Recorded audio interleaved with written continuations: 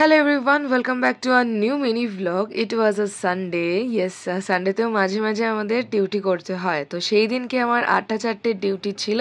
Duty join করলাম আর আমার colleague Bhabani join করার পরে আমি রুমে এসে ব্রেকফাস্ট করে আবার ডিউটি জয়েন করলাম। আর আমাদের চা না হলে চলেই না আমাদের। সো চা খেতে খেতে বাকি কাজগুলো করলাম, করে লাঞ্চের টাইম হয়ে গেছিল। তো লাঞ্চ করে স্নান করে আবার ডিউটি জয়েন করলাম। কাজ শেষ করে নিয়ে আমরা সিনিয়রদের সঙ্গে একটুখানি ঘুরতে বেরিয়েছিলাম বিকেল বেলাতে। নতুন জায়গা এক্সপ্লোর করতে কার না ভালো লাগে, আর যেখানে সারা সপ্তাহ ডিউটি করার পর একটা দিনই সময় পাই, সেই কারণে সেই একটা দিন আমি আর অপূর্বা হাতছাড়া করলাম না, সিনিয়রদের সঙ্গে বেরিয়ে পড়েছিলাম।